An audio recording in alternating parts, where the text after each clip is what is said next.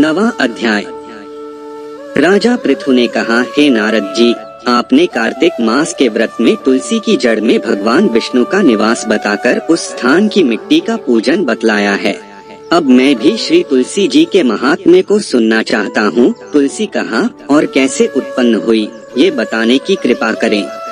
नारद जी ने कहा, हे राजन, एक समय जब देवगुरु बृहस्पति और देवराज इंद्र कैलाश पर्वत पर शंकर जी का दर्शन करने के लिए गए, तो शंकर जी ने उनकी परीक्षा ली। उन जटाधारी दिगंबर ने उनका मार्ग में ही अनुरोध कर डाला।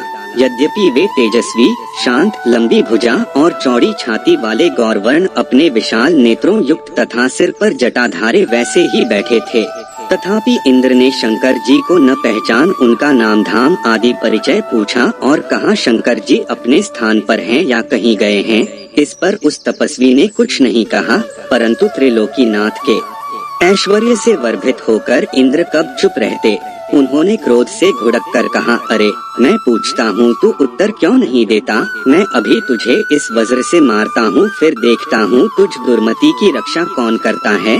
फिर ज्यों ही दिगंबर को मारने के लिए हाथ में वज्र लिया, त्यों ही भगवान शंकर ने वज्र सहित उसका हाथ स्तंभित कर दिया और विकराल नेत्र कर ज्यों ही उसे देखा, तो ऐसा विदित हुआ मानो वह दिगंबर प्रज्वलित हो उठा है और तेज से जला देगा। भुजाएं स्तंभित होने से इंद्र के क्रोध और दुख का अंत न रहा, परंतु ज्यों ही बृहस्पति जी ने उसको प्रज्वलित देखा, त्यों ही अपनी बुद्धि से उनको भगवान शंकर जानकर प्रणाम किया और इंद्र को भी उनके चरणों में गिराया। फिर बृहस्पति जी बोले, हे दीनानाथ, अपना क्रोध रोककर इंद्र का अपराध क्षमा कीजिए।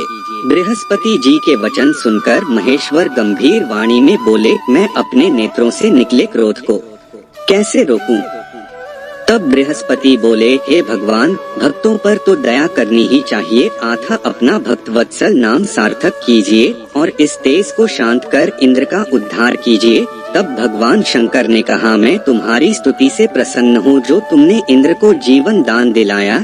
अब मैं तुम्हें अपने वरदान द्वारा जीव नाम से विख्यात करता हूँ। मेरे नेत्रों की अग्नि अब इंद्र को पीड़ित नहीं करेगी।